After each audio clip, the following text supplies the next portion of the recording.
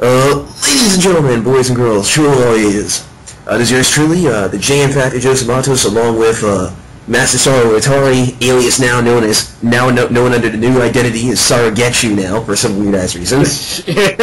Or just Saru, you just call me that. Saru. If you Ape fans, you know what Sarugetchu means. All right. Anyway, yeah. We're here to talk about our overall thoughts on Sekai De Ichiban, better known as I Want to Be the Strongest in English. And sorry, you gotta admit what a ride it was with these eps. Yeah, you know, it was just insane with what they were doing and how it all was structured and how the character development was just handled. And it shows me that, you know, another thing to know here is that this is from the makers of Igitosen and Queensblade, who have their own little niche following.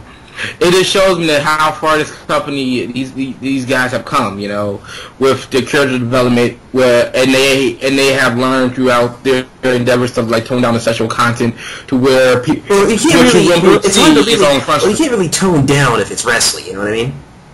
Yeah, well, wrestling, yeah, but you know, but when you compare kind of Ichiban to, you know, Igitosen and Queensblade, it's.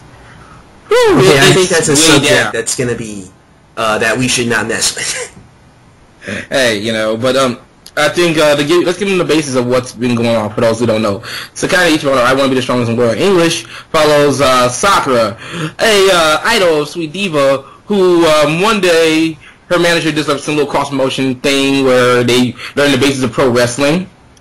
And I'll let you pick up from here so we can we don't just dominate everything. Yeah. So Sakura goes. Elena tags along too, refusing to let Sakura beat her and everything. Yeah. All right. They go meet. They head to Berserk. Elena explains briefly that about Berserk's selling point, about how they combine realism with entertainment, and as some of their top competitors are in the Shangri-La World Region Circuit, which we'll go into a little bit later. They enter the gym. And, you know, they're looking around the gym, and Elena stands in the ring a little bit arrogantly. Yeah. And to an outsider who's standing in the ring, you know, showing off in the ring or whatever, you know whose attention she got. She got a Kazuma Ryo, I think, or Rio, how you say her name. Kazuma Rio's attention? Yeah. And she was pretty much like, get out the ring, because, you know, it's that kind of thing, you gotta earn that type of thing. And, you know, Alika was being cocky, and she's like, oh, I'm not gonna get out the ring. So they go at it. Elena lands a crappy dropkick, and Ryu just kind of destroys her badly. So it starts like, you know what? I'm gonna challenge you to a match. No, wait, dude. You missed one of the most important key points that started that fight. Oh, what was that? Okay, while they were training, I'm gonna fill in the gaps here that you left. Alright, so while they were doing like the whole training thing on TV, now note, they're live on TV when this is going on. Yeah. Elena is doing roundhouse kicks to a heavy bag, and the cameraman asks her some questions about, you know, like, you know, her experience with kicks and all that, and she says, you know, the whole stuff with her practicing, and then she says the one sentence, which is one of the many cardinal sins you never say into a wrestler's face. Yeah, she had the audacity to say, pro wrestling must be easier than I thought. Oh, yes. And that pissed Rio off. And Rio pretty much said, that's easy for someone to say when they've never taken a move in their life. So Ellen decides to take the move. She's like, alright, I'll take one of your moves. She gets buried by the camel clutch. Badly. It was embarrassing. And Sakura didn't like that, and really did talk some trash, called them idol bimbos. Oh man, that one. Damn, I never thought someone outside of like that. I never thought someone would actually have the audacity to say that. And Sakura challenged her to a match. That's like, this is pretty much the premise of the first episode. We're not gonna go into every episode, obviously. Some episodes are just build up to like big matches and such. But they go on to have a match. Yeah. And you know, Sakura was actually serious about it. She and she is doing a little training bit. It's noted that she has the work ethic and she has the, you know, the stamina to be a wrestler, to do it, and she was already staying on par with the wrestlers and, you know, being able to like work out. Yeah, but and then, during the match with Rio, she made there was certain things, you know, Rio, you knew, was basically letting herself take these shots just to see how strong she was. And she said the one thing about wrestling, you have to make it entertaining. Yeah. Basically, she basically, and also, guys, I feel like they were also playing Rumble Roses and watching a lot of Joshi Purisu matches. Because they did the Ragisha, or as Ken King calls it, they call it the shame hole, which I actually just think is called the Ragisha. I just want to call it the Ragisha. And she did that. She did the friggin' Candy Cane's humiliation finisher. Yeah, too bad it wasn't the way she won by tap out. She won by the sleep hold. She actually won by pass out, and also she put her hair on the line, so she got a nice little haircut for her troubles. But that didn't stop Sakura, and Sakura wanted to be Kazama. So she's like, you know what? I want to challenge you a match, and she's like, she's gonna get stronger, and she is gonna train and get better. And her friends was trying to console her, say, "No, it's fine, Sakura, it's all right. You got embarrassed enough. Let's just go back to Sweet Diva. We're cool." She's like, "Nah, yeah, she pulled take her home." Yeah, she pulled a Dean Ambrose. She was like, "Nope." Nah, she was very determined. And for those next few episodes, it built up to like the match with Kazama. Wait, dude. We also need to talk about the one thing that some people were kind of angry about, even though they have to understand that this happened in the manga too. Go for it. Her losing streak. Oh yeah, the losing streak. I need to go into that because I know how some people were like, "Oh my god, these are bad episodes," and I'm like, dude, do you really think somebody who has no real wrestling experience and on their debut will beat somebody who's a year or over their senior? You know what I mean? Yeah, or the sophomore, and the monogram of the Boston Crab. Yeah, and let's also not forget, right? And also another thing is, she may have survived the hell of 100 throws, but she doesn't really know how to defend or take submission moves. Yeah, and to talk about the losing streak, I had a friend that also was following the show here in Chicago. He got why, because she thought he get it. It's like it isn't that easy. You just can't walk up and start winning matches. And I feel that one of the things about I Want to Be the Strongest, that it could be kind of a flaw in some people's eyes, is that it requires some prior knowledge of wrestling, not like a deep understanding of wrestling. It does help you have a deep understanding of it, but some basic knowledge of how wrestling works and how it works. And another thing to note about why I Want to Be the Strongest, if you watch WWE wrestling, it's so different. You need to actually watch a Japanese match or two to get what they're doing. Because I talked to some people who thought the women didn't look like wrestlers, or the moves didn't have any imagination. It's all about ecchi. It isn't all sighting and everything like that. It's not like WWE. And I'm like, well, it's not supposed to be. It's based off of Japanese wrestling. In Japanese wrestling, it's just about working still. And also let's not forget, that's another thing. Joshi Purisu is treated like an actual sport in Japan. So you can't just be like, you just can't. So if you're a fan of the Attitude Era, don't expect that here. You're gonna expect just straight up pure legitimate wrestling, And then you gotta really. And I feel that it's hard to recommend the show to someone that doesn't know anything about wrestling, because they're just gonna see a bunch of girls in tights hugging each other, and they don't know what's actually going on. So that's why I think this show kind of goes over some people's heads. Granted, it isn't way over your heads if you just want to see, because I can see some girls getting me how she's determined and how she's willful, but people who really aren't just into sports at all, I know you hate Hajime Info and Slam Dunk, for God's sake, so they just don't know anything about sports at all. It's gonna be hard to recommend the show to them, in my opinion, Joseph. I don't know. I guess it depends. Yeah, you really gotta understand. You really because the people that don't know, if they don't know sports, they gotta really suspend their belief to really get what this is, and. But the losing streak, though, it was just, she had to take those lumps, and she had to, keep losing. It was getting bad. The losing streak, man, it was getting terrible. I mean, I remember when he was actually doing a little bit of a finisher list for the characters in the show. After the first girl who looked like Chie, I forget her name. Suzumoto Chinatsu. Yeah, Suzumoto. Yeah, who won with the Boston Crab. He's like, oh, that's her finisher. Okay, boom. And he's like, oh, I can't wait for the next 50 losses. I hope she loses by. He's like, I hope she loses by different ways. And apparently, it's just all Boston Crabs, and it was kind of got funny to watch after a while. It got kind of hilarious. But then, now I'm gonna go into the next part. Okay. Which eventually, she was down in the crossroads. She basically realized that if she left, she would not be accepted by Sweet Diva. Yeah. Basically, she's in trouble on both sides. So she had a letter with resignation. She was going to give it to the president of Berserk. Eventually, this is what led her getting Misaki's attention. The world champion of Berserk. Yeah. Who also was an idol in her former career, but doesn't really talk about it that much. Yeah. So Misaki sees her. She notices the letter of Majora. She's like, you know what, Sakura? How about you and me? Just you and me. After hours, let's have a sparring match. Let's spar. Yeah. And so I was like, sure, why not? All right, so they have the sparring match. They're matching each other up, move for move on the stand-up. But then Misaki gets her in the Boston Crab. And basically gives her tips. In the episode that follows, she gives her tips on how to get out of it. You know, you have to crawl, and even if they drag you away, you have to keep crawling. She also mentioned a flaw that Sakura has in her training. She doesn't have a lot of strength training. Yeah.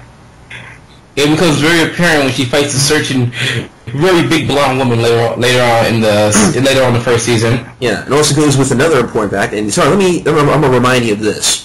Did you know that the single leg Boston Crab is more painful than the Boston Crab? Oh, really? Yeah. No, just think about it from this way. Okay, Boston Crab, even though it works on 3 points of the body, but the single leg makes it a lot worse because with the single leg it's a lot easier to bend yourself all the way back while you're wrenching. And add the fact that the single leg crab has the most variations. Oh yeah, and you know, one thing that the show should really be commended for is they kept it legit. They kept them. They didn't do anything stupid. Nothing. Nobody's jumping 20 feet in the fucking air.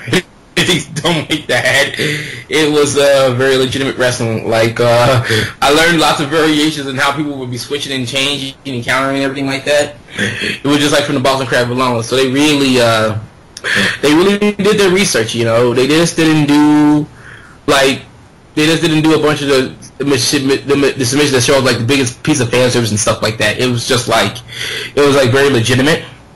And Sakura back on track here with Sakura after taking her lumps from Misaki in her next match. Who's the girl with the red and yellow highlight? She was against Komiyama Korea. Yeah, she was against Komiyama, and pretty much this time she successfully got out of the Boston Crab, but her legs were really fucked up to a point to where she kind of just ran out of gas and lost the match by pinfall. So it was a change of pace. Actually, it was a change of pace. Yeah, which led her to basically now she has a better understanding of the things Misaki said in the beginning of that ep, and then Misaki decided to take her on as a student. Yeah, and really start giving her that training, but when she got to training, she was still losing matches, and she didn't know why.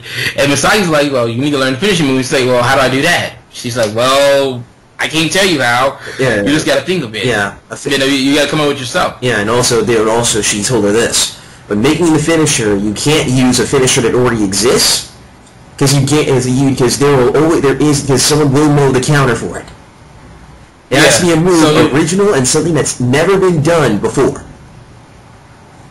Yeah, so I really like the little monologue where she was really thinking in her head. But the little music they play when Sakura's thinking in her head, or when like a very serious scene's going on, I really like that song. And I just wanted to draw a big prop out to the creators of the show. Not the creators, but the composers. That they really picked some good music here to really I also really like into it. I also like the entrance musics that they had for everybody's entrances. Oh yeah, that's too. Another thing we should mention about Japan, about Japanese wrestling and Sekai De Ichiban.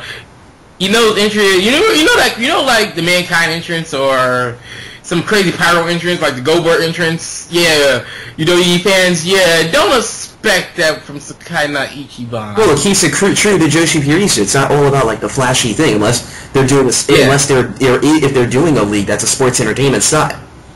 So I mean, the most you're gonna get the most like Because as you can get out of some of the entrances in the show, it's like a jacket. Like they're wearing a little jacket or a little. Like Ryu was wearing some like little hood over some shit. Ryu was wearing like a badass entrance gear, man. She had like a mask. She was wearing like a mask. She had the clothes. Yeah, and the blonde chick. We're gonna save her name for later. She had a little cowboy hat on, rocking it. So don't expect nothing crazy and wild. That's what we're pretty much trying to tell you here. It's pretty much simple. They pose, they hear a little music, the people get hyped, and they come out to the ring. That's all. But another thing I liked was also they also varied the different arenas. Oh yeah, that was a very big thing.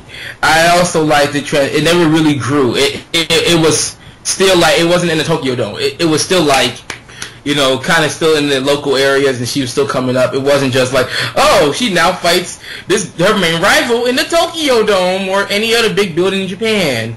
She, had that. It was a Maji side building. It was like a little showroom. Yeah, because like there's many tiers in Japan. You don't make it to the Tokyo Dome immediately. Yeah, you don't. That's when you're in the big leagues. But yeah, now I think around episode 6 was when they built up to the match of Rio, Kazama. Yeah, and that was the match. But one thing to know is that how did Sakura find a finisher? Pretty much she found it when telling Elena, and they just reminisced about the Sweet Diva days, and they did the ice cream somersault, and she said she finally figured it out. So in the match of Rio starts, and this is like our first really like legitimate, very. We had some decent matches from there. Like Misaki's match was kind of interesting. We learned how they do the heel thing. It was very interesting, and Sakura was just in watching amazement. But this was like our first real big giant match, and those fit. And I'm so happy with how they did the fights. It didn't go with the DBZ's idea or any Shogun Jump idea how to do fights. The fight's the episode, and that's it. And Hajime Info also brought this up as well.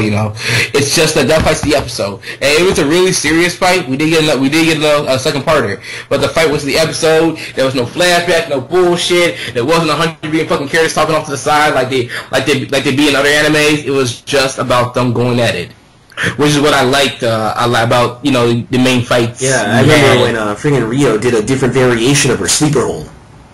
Oh yeah, I saw that. I think she was shot by how Sakura was just keeping up with her, hitting the drop kicks. I just think the pacing was great. Yeah. To me, the one comeback, right? I love this comeback. Yeah. I love how after Sakura got freaking murdered in the first half of this match. Yeah.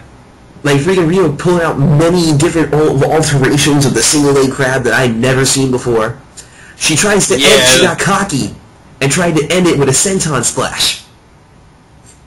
Sakura, learning from the stuff that Misaki taught her, trying to take moves and anticipate them, she was able to roll out of the way, and that was when the comeback started. Yeah, and it's insane. She really just starts doing damage in the drop kicks, dropping holds. She put Ryu in some Boston crabs. I think she actually one time put in a sleeper hold herself. She did a finisher thief. She just like, oh snap! It was getting insane. Yeah, she had her in the body scissors version.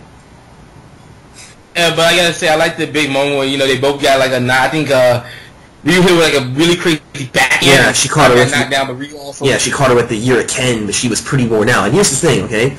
Rio is a mid-carder. She has 4 years of experience. Yeah. And Sakura has only been in this for 9 months. Yeah, so it was kind of at that point in the time. What? Yeah. So it was kind of insane. I really liked how it was back and forth, how she was keeping up with it, even though there was still like a giant experience gap. Yeah, and here's the thing: the game-changing move. You know the game-changing move, Sakura. Oh yeah, when she did her little idol pose, I'm like, what's this? And then Ryu's like, she's like, well, I don't know what the hell this is. She just runs to her recklessly. Sakura ducks, and they call it the Sakura special, which is a dumbass name. I think that's what it's called in the manga. But here's the thing, okay? Now the ice cream somersault Sakura special, okay, is a counter-based finisher. Because when Rio tried to go for the backhand again, Sakura ducked under the backhand. Yeah. So the Sakura special can be done off. It does the most damage off a counter shot. Yeah, it was like a somersault double kick, double salt kick. It was like midair double kick is how they just explained it. Midair double kick right under the chin. Ooh, yeah. Just boom, boom. And I liked how they always emphasized when she did her finisher and she went for the cover. I think she like paused for a moment and was like, what the hell? I was like, oh, it's covered. Also, it should be noted her Free Diva friends were there when she pinned the 3 count and got the win. And wow, you know, their place went berserk. And, you know, Ryu just asked her a simple question. So what are you going to do now after you got your win? You know, are you going to quit? She's like, nah, I'm going to be the strongest in the world. So this is when you get Sakura from resolve. She figured out that she just likes pro wrestling. It wasn't just about getting her get back on Ryu for embarrassing her friend. So, of course, this affected Elena heavily. Yeah, she was nothing less but shocked. But yeah, you know, in Elena's mind, I think she took it as a sign of betrayal. Yeah, she felt betrayed. But going into the next bit, we had. You can't get ready for this. Oh yeah, here we go. We thought it was gonna go. I mean, when we saw the preview after this, we thought it was gonna go follow Misaki.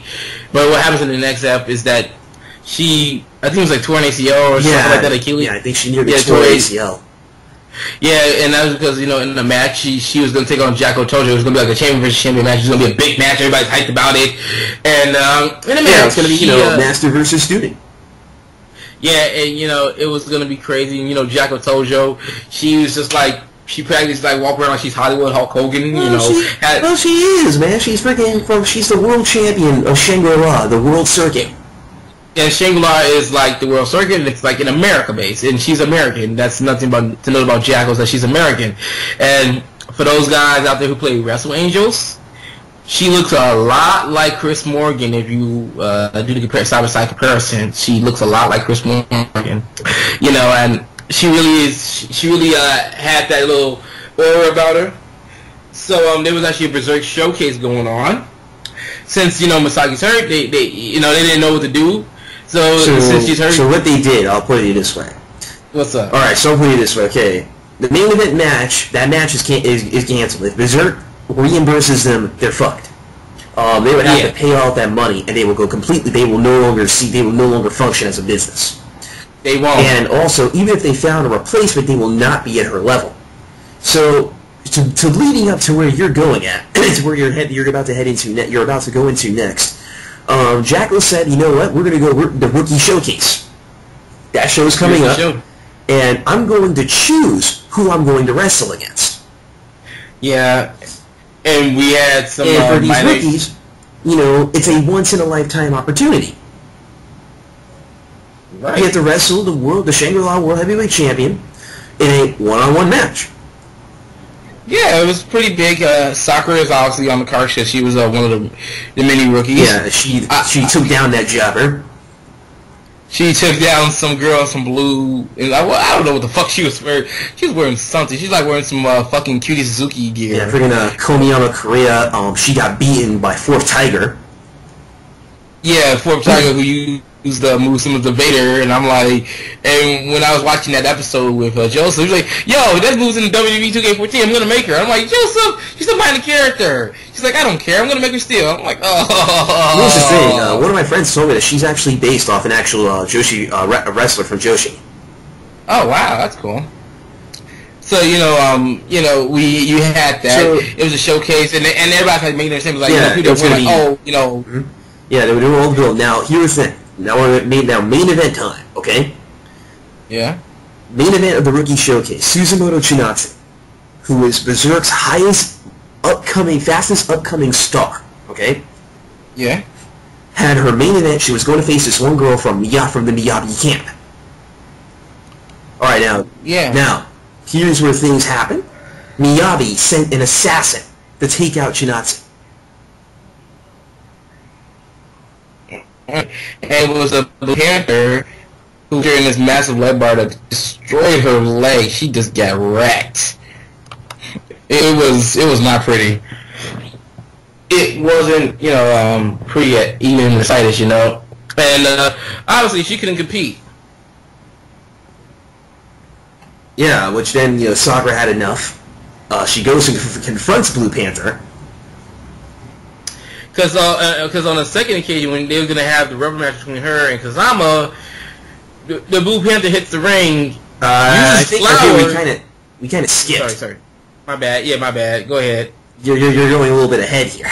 Oh, my bad. I'll say that because that's actually kind of one of the funniest moments in the whole entire show to me.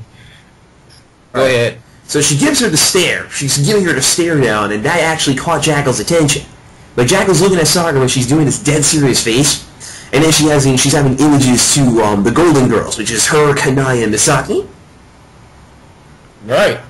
So after that show, they talk that Susumu's still hurt from the knee bar, and Jackal makes the announcement of she finally found her opponent for this match. And she chooses Sakura to be her opponent? Sakura freaking speechless. She's like, what?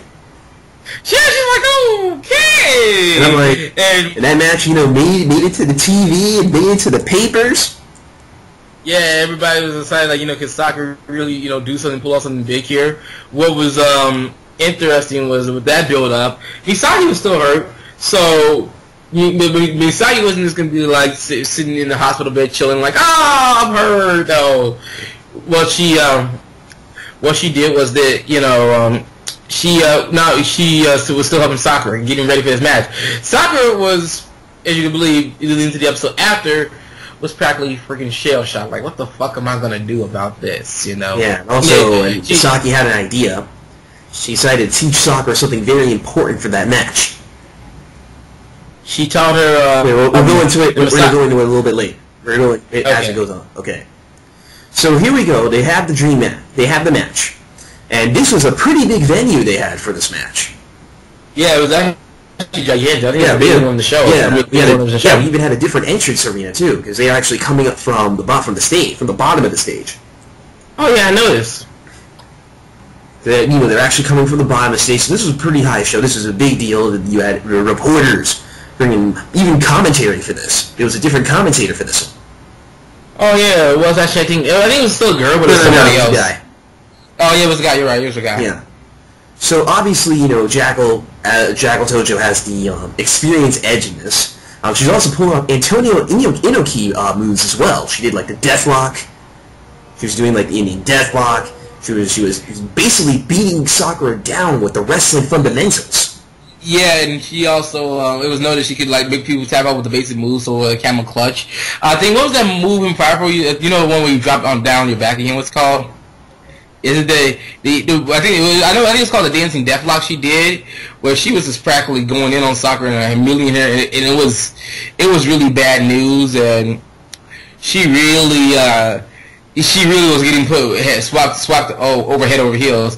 Coming into this match, Sakura didn't think she could beat her actually, so she really didn't have the highest of confidence going in. But Misaki was there to give her that confidence and try to help her get through this. But as they're going, Sakura really was getting put on her heels. It was getting to a point to where Jackal, I think it was subtle. It was very subtle actually. She kind of held back a little bit. She wanted to see what Sakura's potential. She wanted to see what Misaki sees in her. Yeah, So he's like, all right, here, let me take some of your moves. And it looks like Sakura was turning the match around. She really was turning things around. Like, how the knees, the kicks, she hit the drop kick. There was a Boston Crab in there too. But it was noted that, this is where I wanted to bring this up. Jackal Tojo is a very big woman. Sakura is not very big. So there was a physique, there was a strength difference here between them. They had different physiques, so it would be a lot harder to keep her down. So when she put the Boston Crab on her, or no, a half leg single leg Boston Crab, she actually was able to get out of it easier. She was putting Jackal's submission nose out. She was really giving it to Jackal. Hell, she even used Misaki's finisher. The Misaki special, aka Reiko's sunrise suplex.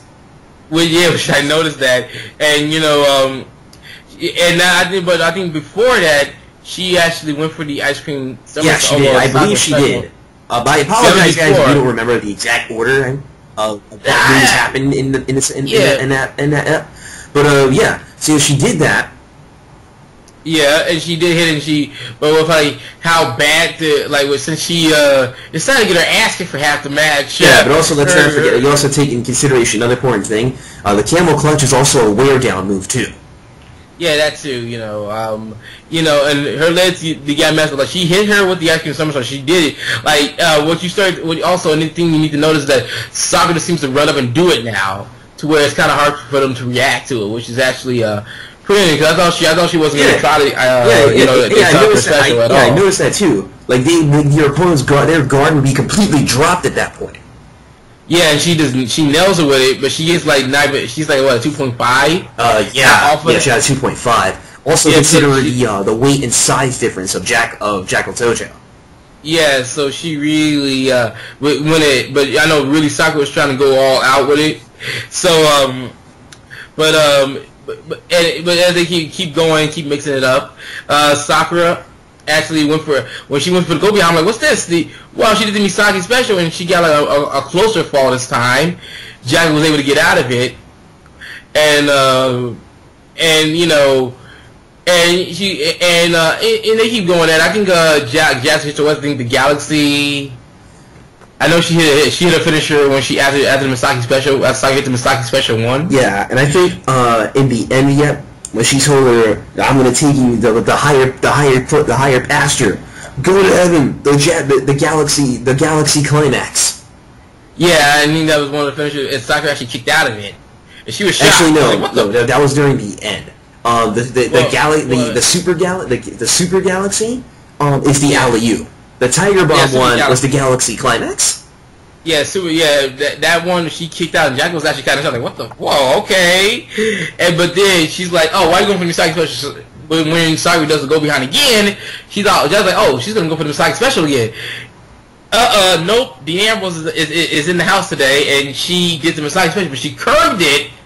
It drops her. Ooh, it was very hard. It was like on her neck to her head. It was like boom. Yeah, man. It actually almost knocked her out. And Sakura being who I think is bisexual now, because that fucking pin she did after it. Oh my god, come on, girl. Dude, remember, there are many different pins. I don't think it makes a difference to how you pin somebody as long as you pin somebody. Well, Sakura gets on top of her like she's about to pretty much grind her like they would be doing some freaking Yuri. We got some freaking Yuri some limit with a dash of limit with that shit. But will you stop? Anyway. But she gets like pretty much a 2.9. Like this actually scares the living daylights out of Jackal. Like, okay. So Jackal hits what you say the final climax, and that move was just dirty. That was like, But Sakura did enough, and Sakura did not just do enough, but she did more than enough to not only impress Jackal, but really the adulations of the crowd and the respect of the crowd for putting on a good match and really putting forth. And Jackal just asked her. I just think it was another episode where she renewed her resolve some more and straight up asked her, like, are you really serious about this? And she's like, yes, I am. And so it was another resolve renewal that I really liked. Jackal is this very awesome drill when she shows up from the beginning to the end. I like how she was handled, and I really like how she's really one of the very, very serious characters you really should pay attention to. But then, after that, if I recall, what comes next, I think it's like, oh yeah, it was supposed to be the rubber match between Kazama versus Sakura. It was a rubber match, so I was like, I think we're skipping it. You're skipping again. No. I think I'm not. No. That didn't happen yet. That happened. Okay, that rubber match was at the end yet, but you forgot the last protagonist. Oh, Mo. Oh, the new character, the high schooler who knows karate, Mo. Moe Furukawa. Oh, yeah, Mo Furukawa, but everybody calls him Mo. Holy shit! She comes onto the scene with a house of fire. And she's Sakura's biggest fan. Yeah, Sakura has a fangirl. Well, and 5, 4, 3, 2, 1, guys. When I watch out, I'm gonna take them in on Google, and I'm gonna see Yuri images of them now. Great. But she shows up, and she's a karate champion, high schooler, and this girl legitimately can really mess somebody up. She didn't have it as bad as Sakura when it came in getting to use things, like, Kazama couldn't easily bully her. Kazama was like, oh, get off that ring! And Moe's like, nah. Kicks her out and knocks her ass. Yeah, I was like, damn. Yeah, so she was the next protagonist, and she was no joke. Her training, they obviously put her through the training, the 100 throws. I think Sakura was actually the last one to give her the 100 throws. Yeah, she was. Yeah. And when she completed the training, she chose Sakura to be her opponent in her debut match. Yeah, which I was like, that was actually kind of a swerve to me because I didn't think that was going to come. I just thought, oh, she's going to pick, Kazama or, pick somebody else and have Sakura be her second and have her watch her wrestle. Moe wanted Sakura not only as her opponent, but also, to be taught under. Yeah, so they already, people could argue that they're going a little bit too fast with, like, trying to give you a bunch of good protagonists to root for, give you a bunch of protagonists, and, already giving Sakura a protege when they think Sakura isn't well established. When Sakura has been established, I mean, after that giant match with Jacko, you can see Mo going nuts, like, oh, that was awesome and shit. So Sakura has already won the accusations, so Sakura has established herself enough to where she don't got even though she don't got no title belt or anything like that, she can actually have a protege. Even though Sakura isn't that much younger than Mo to begin with. Yeah, it would take you a while to even get to a title match. Yeah, so so that's how they do that. And the next episode, if I'm not mistaken, it also brought up that Kazama and Sakura were going to go at it again in a rubber match, and but the next episode it was actually going to cover. It was going to be Sakura versus Mo, and I didn't think it was the main event. I think it was like a co-main event. I think that match. Yeah, the debut match. Mo actually did pretty good in the first half, but she made a mistake. She doesn't know how to pace herself in the match.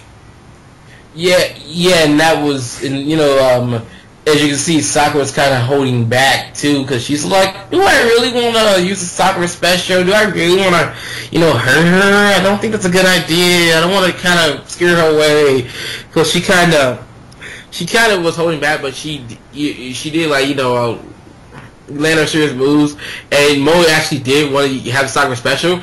I honestly don't see why you want to get kicked in the mouth that bad, but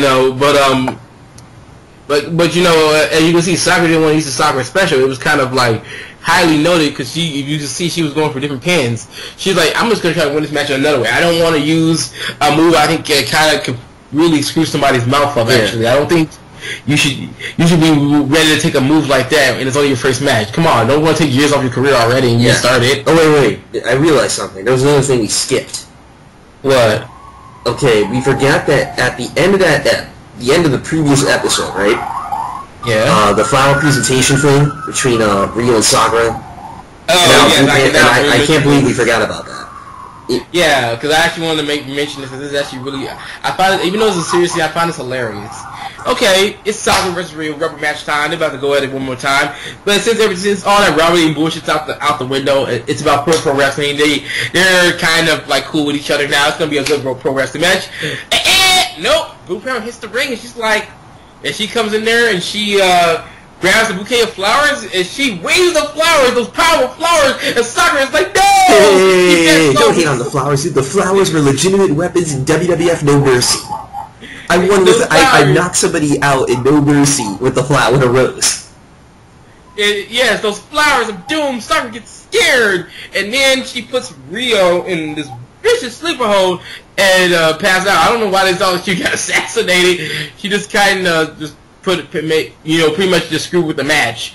And Sakura's like, you know what? No.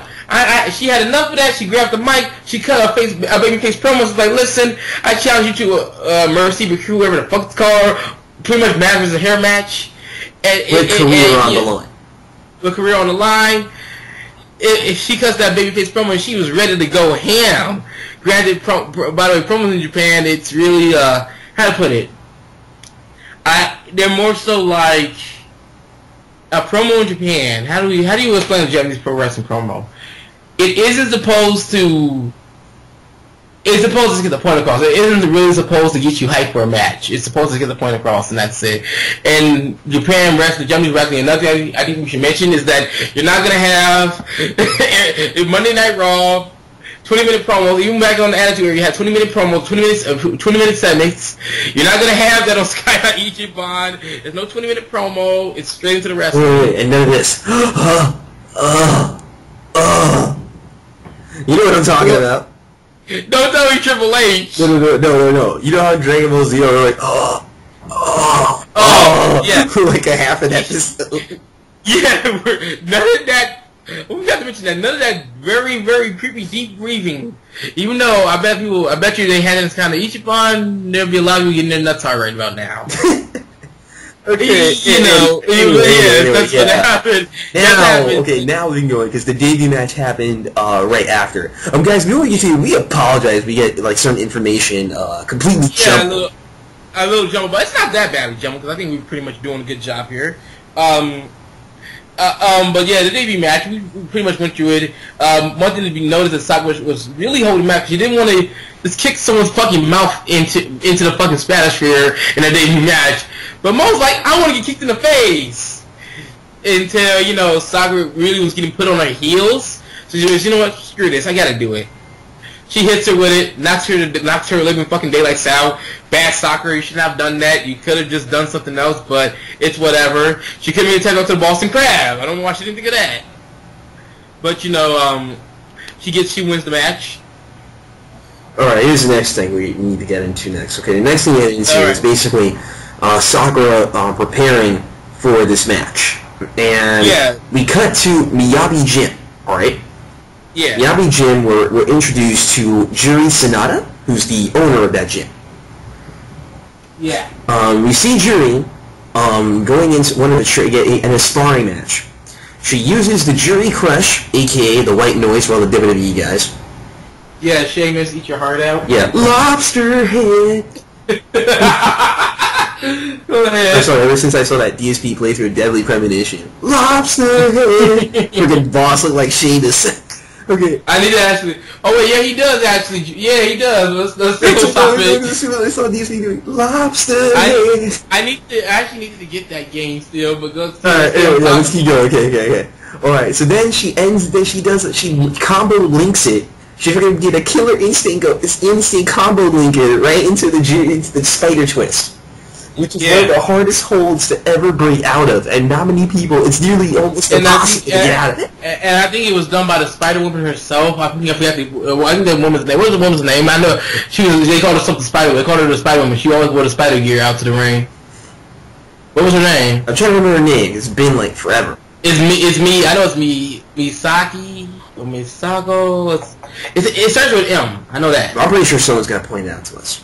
Yeah, pretty much. She was, for those that wondering, she has the spider gear, spider, black, like full bodysuit, little spider bodysuit going on. Has short hair, and one of the matches I know, she watched like people like Kiri Suzuki and a few others, but one of the most notable matches, and once again for you WWE guys, WF guys, but those people who love Lita, she actually wrestled Lita, and it was an epic match.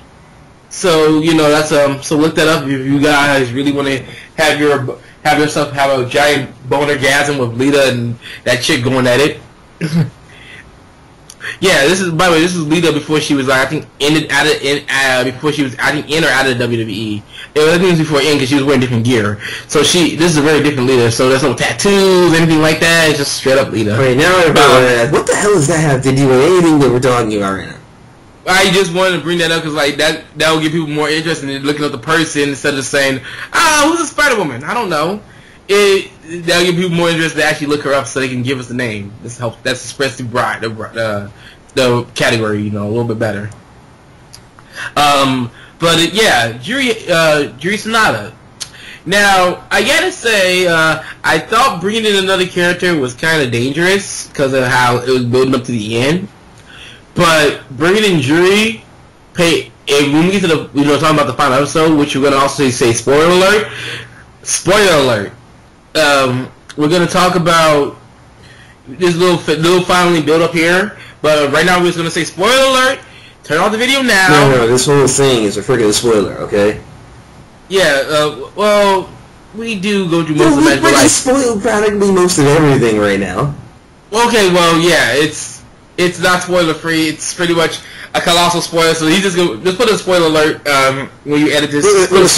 Super mega ultra spoiler. Yeah, pretty much. Yeah, so forget about the spoiler thing. You have been spoiled. If you have not seen this, it's your damn fault. You shouldn't be watching our review, anyways.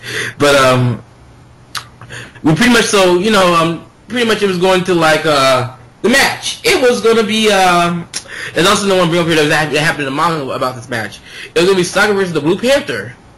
Alright, okay, it's going to be a little mysterious Blue Panther. Who for some reason also has like a full entrance. Yeah, she's mysterious, but she has music and everything. That makes total sense. Actually, she had theme music in that debut ep she had. Yeah, so she gets music, yeah, but yeah, really good job, she's mysterious, but she has music, good job, production guys in the back. So they get in the ring.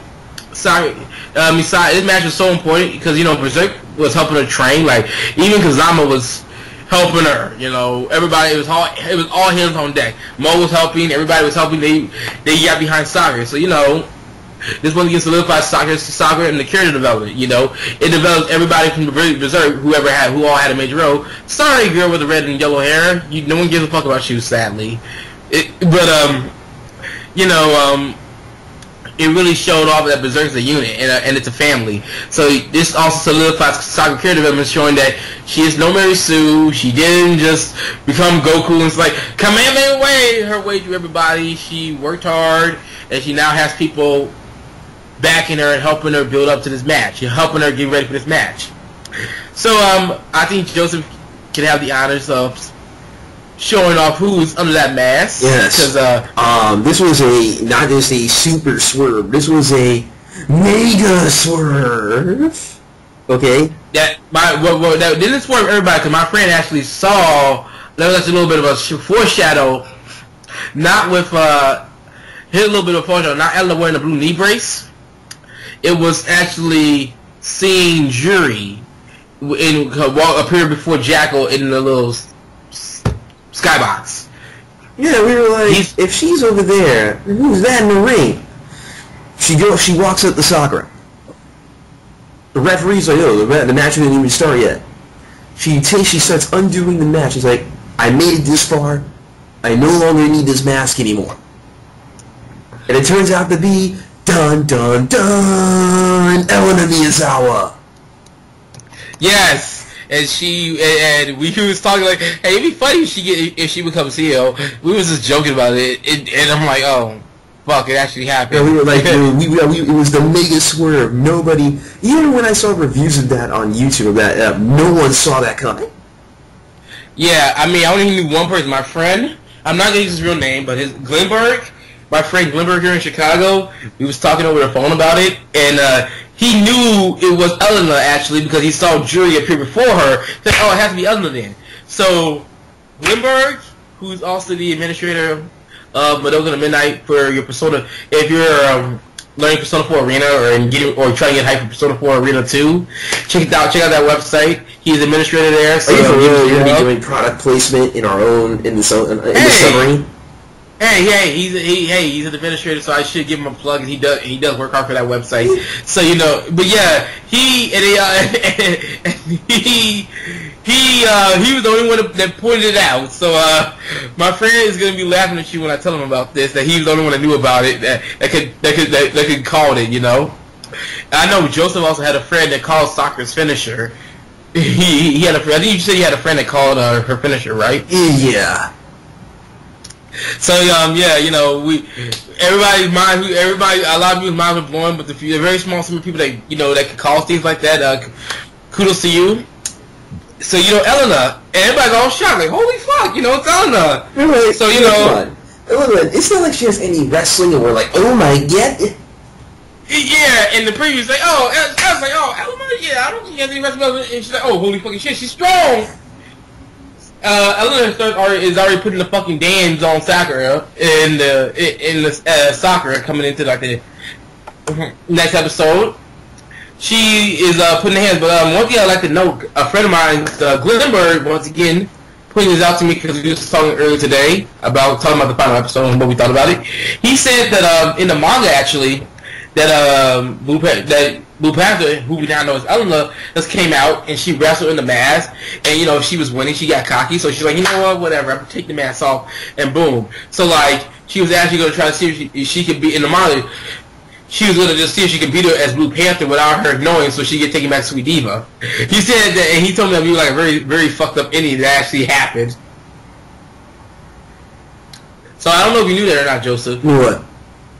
That basically how the manga did is that she came out as Blue Panther and she wrestled as Blue Panther, and when she was getting the edge and getting the head, she just took the mask off and it revealed herself as Elena. So the reveal wasn't as quick as it was here in the anime. It was a little bit later in the manga. But it was still within that ep, so. Yeah, so I just want to bring that up, Then now, we get into this once again, we get into another, this is one of the highlights of the show. Like, these matches are just amazing. We get into another crazy match, Elena versus Sakura. And once again, Sakura's getting put on her heels because she's shocked that Elena could go in the ring, like legitimately go and really whoop some ass. Like, she was really giving her lots of leg bars. And also the commentator pointed out that the heel hold and some of the holds that that Elena was using in the match are illegal in Berserk-based arenas. But since they're in Miyabi. Since they're wrestling in Miyabi territory, those rules do not apply. Yeah, and I think the heel hook is no joke. For people that know about Pancrase, that move actually got banned by the time Boss Rutan won the title. Yeah, it was kind of crazy because it was like the best move. It was like everybody's favorite move to do. It was like the Dragon Punch in Street Fighter. Everybody wanted to do the Dragon Punch, and everybody did the heel hook. So it was kind of crazy. Yeah, so that just show you how dangerous a lot of people were getting hurt. And that just shows off, about how he said how when we go back to what we said about Elena saying knowing that it's about realism and how they put on matches. That if this show wasn't realistic to you now, then there you have it. That's even more realistic for you. That's even more realism for you. They use moves. They went to where they had characters perform moves that were actually kind of very controversial, and in some cases are banned actually. So it was crazy. So Elena was really giving her the business. Really, that leg, Sakura's leg was getting pretty badly messed up. And combining that with her being saying like it's her friend, and Misaki, and she's like, yeah, I don't want to fight my friend. And Misaki's like, well, you gotta just ignore that. You gotta go. Do you want to retire? Misaki is giving her some advice because they got sent out to the ring one point, and Sakura was going at it outside the ring, and another thing you guys may be wondering is that it's actually a 20 count in Japan, not a 10 count in WWE. So they was out there for a bit, and they was going at it, and it was to a point where Mo actually wanted to get involved in the match, but Kasama had to wisely hold her back because that would have just Sakura would have been disqualified. Yeah, that would have not helped things at all. Though Sakura did turn things around at one point. She did start fighting back. Yeah, she really just started, he's my friend, and once again, her resolve kicked in. That's the third time I have said this word, and it's really her resolve. She kicked in, and she started going back, it got to a point where she started hitting her in the leg bar. She didn't get her in the heel hook, obviously. Yeah. But, she was doing, she was actually holding her own until the Jury Crush and the Spider Twist happened. Yeah. Oh boy. And a few times Sakura nearly broke the hold by getting her to ropes, but Elena just kept dragging her back to the middle of the ring. Oh, it's also need to note that the jury who was watching the match in the Skybox, what Jackal was talking about, gave you the backstory of how Elena was pretty much juggling this in pro wrestling because she pretty much was fueled by getting Sakura back. She was pissed off. She felt betrayed, as Joseph noted. So she did this while training, and she just started, and they really see like how she just had natural talent. But I think she said there was a weakness. I think she said her weakness is that she had no strength. I think that was her weakness. Was it the weakness that Jury put it out? And, I'm not sure if that was. I forgot exactly what the weakness was.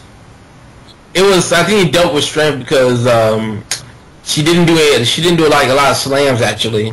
Yeah, and Sakura was able to do slams. Yeah, so she had a lack of strength, and you know. And I think another thing to note, I think that she actually did 2 Sakura specials actually in this match too. Yeah. The first one she hit it, but her legs was obviously severely once again fucked up, so she just got like a very close to like a little bit of a 2 count. You know, Jury,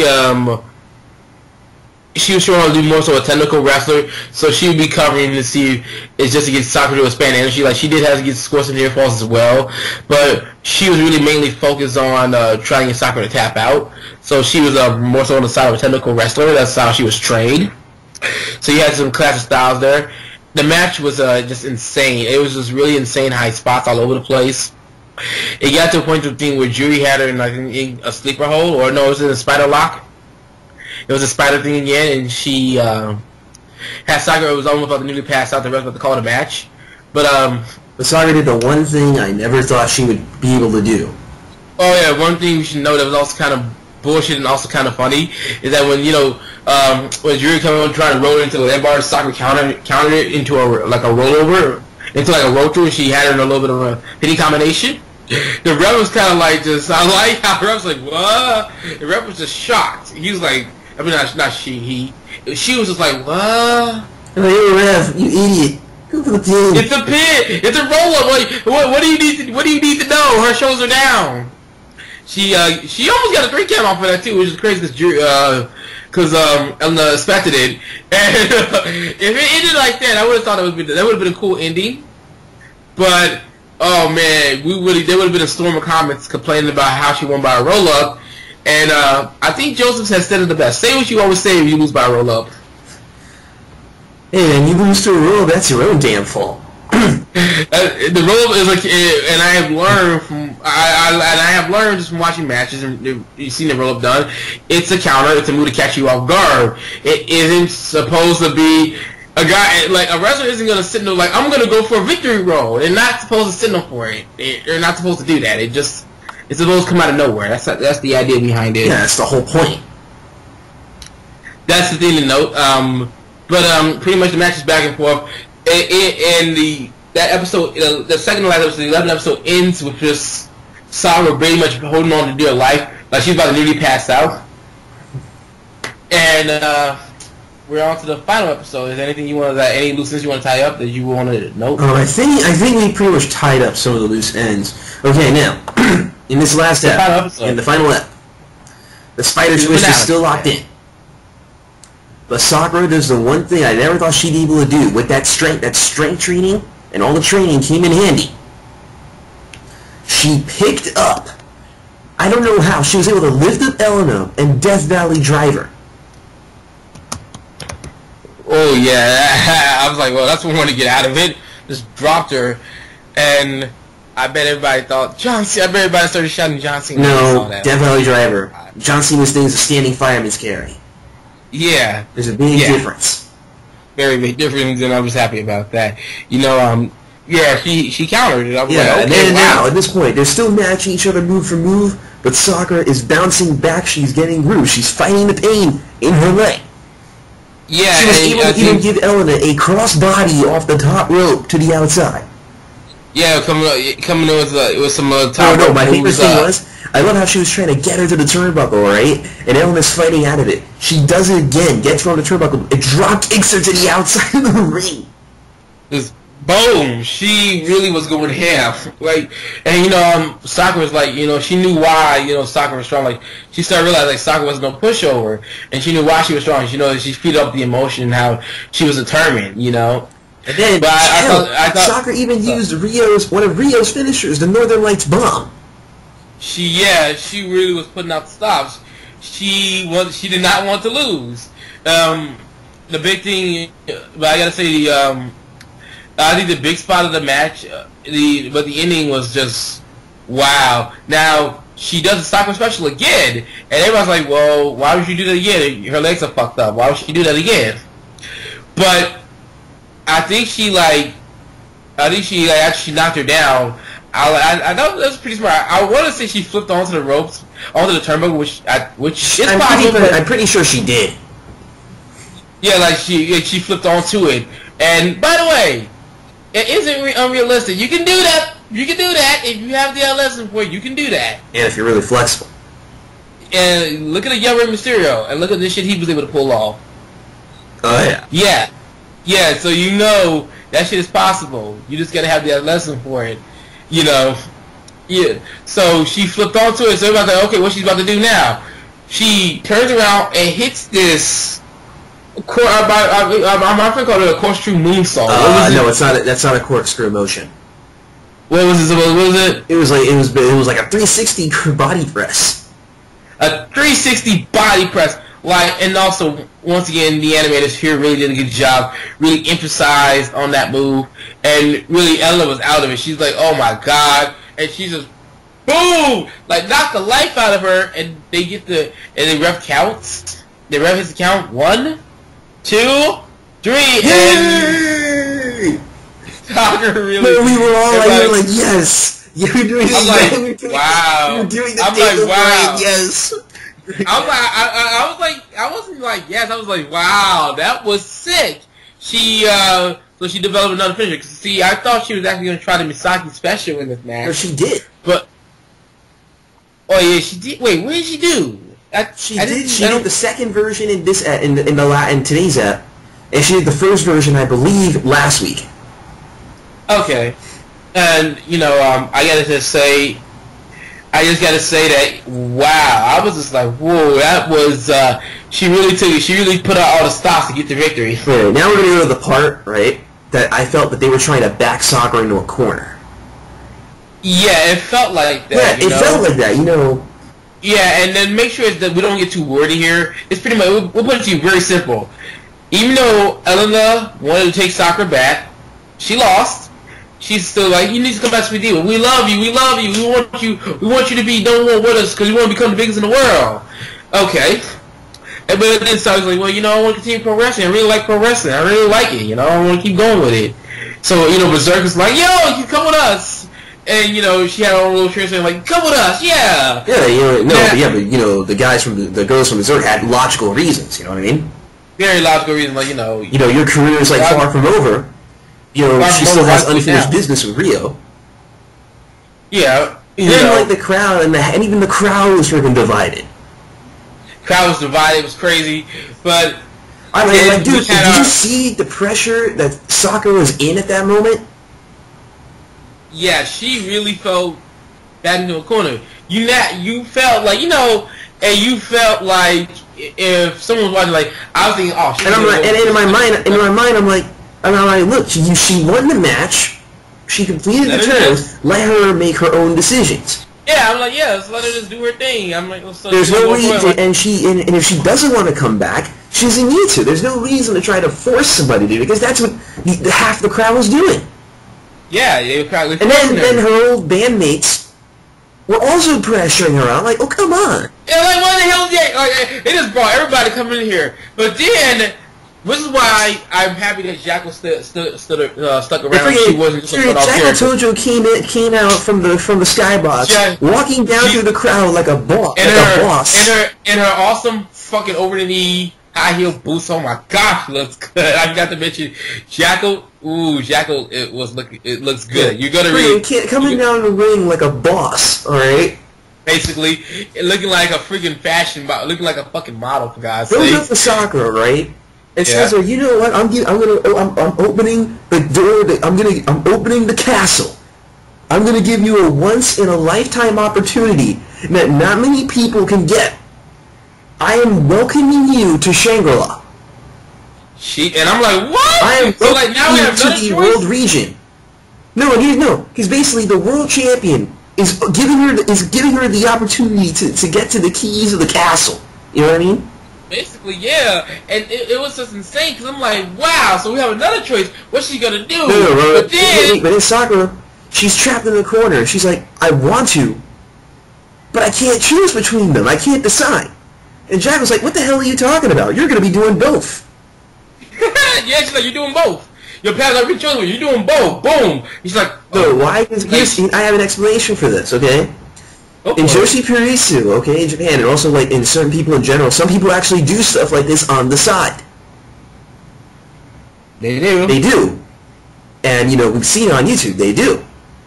They do. Yeah. That's true. So it makes sense, and I'm like, okay, yeah, it was good that they brought that reference in. Yeah, so she did both, and I'm like, wow. The only way you're going to mess up is if you half-ass it.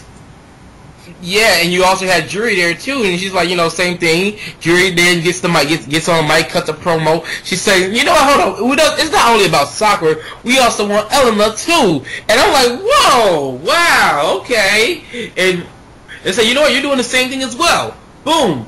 So they laid it down to them. They gave both of them the keys to the fucking castle practically. And she's like, and she gave them the mic, where they both held it together, and they're like, we're gonna be the strongest in the world. So, boom, there you go. They're gonna be doing both, pro wrestling and being an idol. Wow. And you know, in the end of it all, Jack's like, you know, this is also now a Sweet Diva stage, and they start doing their little dance. Yeah, we have the rest of it, and now they are in the Shangri-La circuit. Yeah, they're now in the Shangri-La, and then pretty much the epilogue is that, okay, after they get done practicing Sweet Diva, they headed over very, very fast running, and they also changed the gear. Ryu drops the black, Elena drops her blue tights. Yeah, the Blue Panther gear for the gear that she wears in the manga. Yeah, the yellow and black, looking like fucking Pikachu now. I can call her Pikachu. Looking like Pikachu, so boom, she has her gear now. And boom, there you go. That is the end of Season 1 of Sekai De Ichiban, or I Want to Be the Strongest in the World. Yeah, I really hope that they do a Season 2, because I see so much potential in this anime. It did, yeah, same here, and I just see that they laid the foundation. They planted all the seeds. That there is more to be told. And my friend's like, I think it's a good closure. I'm like, no, dude, it's gonna keep going. They're not gonna stop. It's gonna keep going, because I know the manga's still going on actually too. So you obviously know it's gonna keep going, and I feel that, and you know, and also I want to see, you know, if Season 2 does exist, if they do decide, you know, we're going to do Season 2, you know, I'm wondering, we need to see how the world circuit is like. You know what I mean? Yeah, you know, in Season 2, yeah, I wanted to talk about that, you know. By the way, I'm going to try to get my score in a minute here, but real quick on Season 2, wow, you know, what I want to see is, first of all, they're going to have to get Kazama and Sakura out of the way early on in the season. I would like to get that out of the way early. Build up, give some episodes where it's dedicated to Elena. So I want to see some more of the I want them to try to go with the Hajime Info format, since we have, you know, pretty much we have 4 characters who can be pretty much the main characters in a sense. You have Misaki, you have Mo, you have Sakura, you have Elena now. So yeah, they're gonna have to go to Hajime Info route where they're doing a rotation. So they're gonna have to have, it's not only do I want the season to be longer, but they're gonna have to have some episodes dedicated to Sakura, Misaki, Mo, and Elena. So they're gonna have to have some episodes all dedicated to them. So I would like to see some episodes all dedicated to them. You know, Elena, how she's doing after their big loss to Sakura. How is Sakura doing when she's now in the Shangri-La circuit? You know, I think Jacko should show up around middle of the season. You know, I wonder if who will be Sakura's new rival. Yeah, new rival too. There's also, there should be like a tag team part. There should be some tag team. There should be some emphasis on some tag team wrestling. One of my friends, some people I've heard talk to, have said they want to see Elena Sakura as the tag team champions. That's a possibility if they want to go that route. It's like, depending on how long they want to, you know, really tell the story, it'd be nice to have a tag team champion before Sakura goes for like the main gold. Yeah, I feel like there's a lot they can do with a lot of potential here, and you know, it really has a high ceiling here. It's just that and you know, this ultimately proves you can do a wrestling anime. Yeah, you can have a wrestling anime, and it doesn't have to be over the top like Kaneko Man, even though Kaneko Man is amazing. Yes, it is.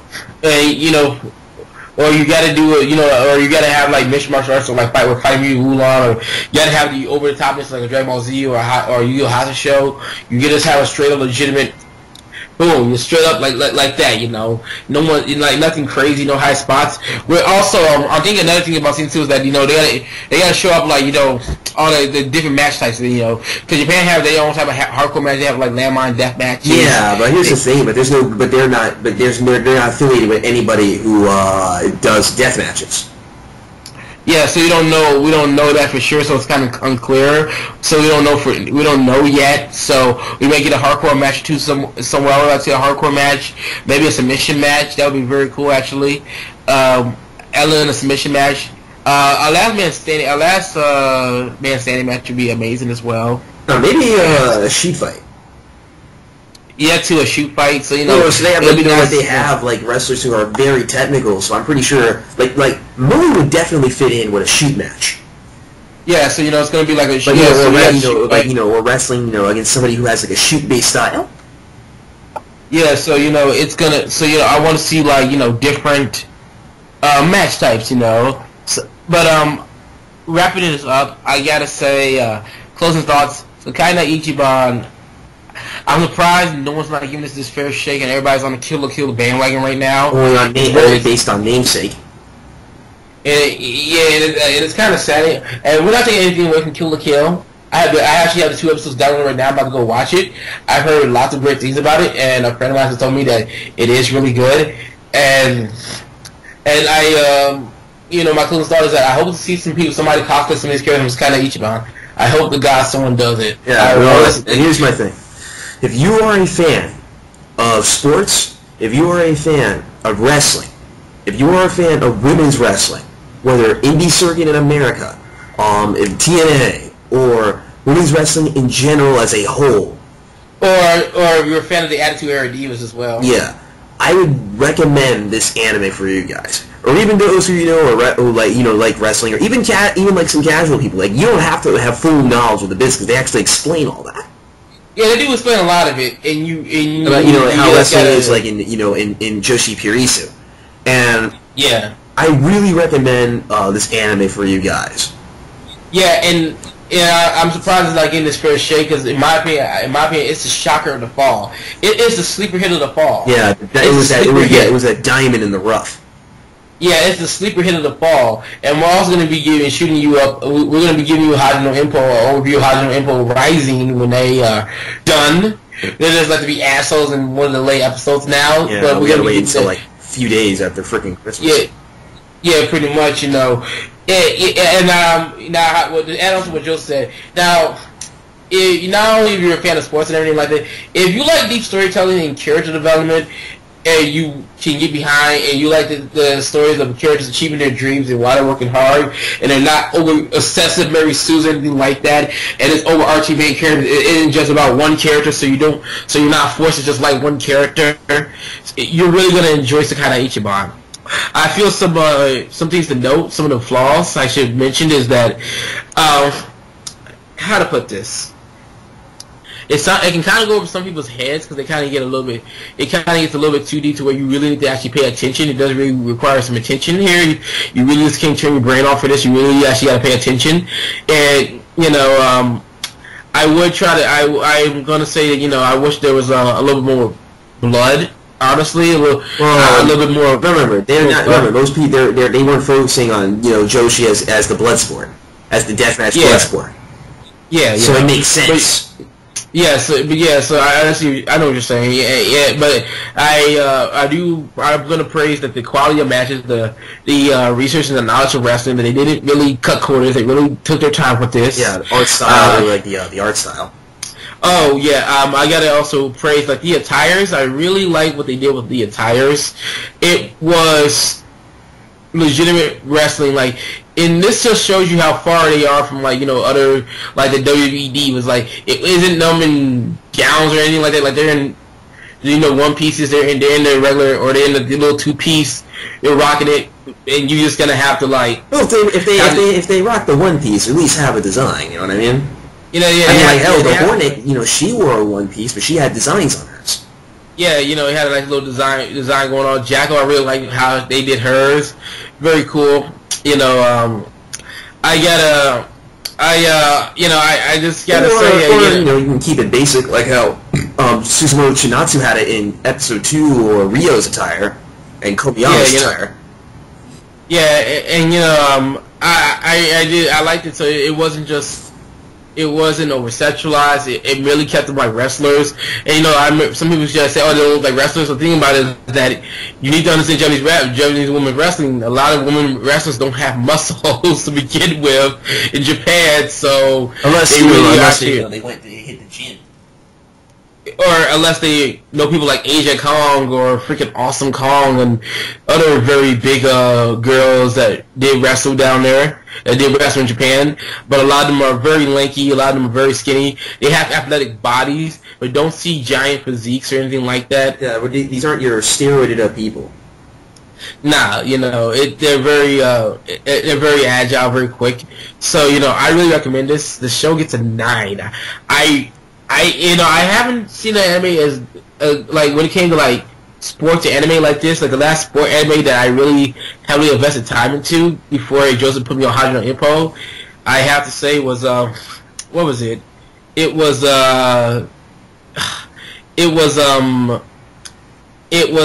Slam Dunk. Yeah, it was Slam Dunk. Or in the first and the Prince Attendance. I haven't been invested in it since like, you know, then. So it was very good to get a good sports anime because I feel sports anime is a lost genre that hasn't been executed well enough. And I'm happy that, and I want to see more anime like Sekai De Ichiban, not just like, you know, with wrestling, but like, you know, where it's all about the sport, not like them doing some special move or some bullshit like that, you know. Yeah, so, you know, I want to see something like that. And, you know, I'm going to throw this out there before we end this. Please, if you creators of the show, without doing season 2, but please do a women's boxing anime. Please do one, because as Joseph knows, I love boxing. I love women's boxing to death. I'm dying to have a women's boxing anime. I'm dying right now for one. I'm hoping for one badly. Well, who knows what the future will bring us. Well, anyway, guys, this is all the time we got. I hope you guys check out Sekai De Ichiban. Hope you guys give this a fair shake. I got a lot of people into this anime, and I'm hoping that you guys... You can watch it on Crunchyroll, too. You can watch it on Crunchyroll, because they give out free trials like crazy, so you can just watch it in a matter of a 30-day trial if you felt like it. Yeah. Or try to get the DVDs when they get released. Oh, yeah. Yeah, we're working on... I'm going to try, me and him are going to try to get some information on that and see what they're talking about, because they talk about something about April 20th, and it's like a special live event going on and something like that. So we're going to see what those DVDs are about. But yeah, I'm done here. I'm done. I think Joseph's also done. My rating, all right. I'm giving this shit a 10 with a JM Factor seal of approval. And when when I slap the JM Factor seal of approval on something, you go watch it. Yes. As I said, it's a 9, so it's averaging out to like a 9.5. So hey. All right. Well, anyway, guys, this is all the time we got. This is Sarugetchu. This is the JM Factor. Joe Smiley saying good fight, good night, and we'll see you guys next time we see you. Nice. Wrestle on.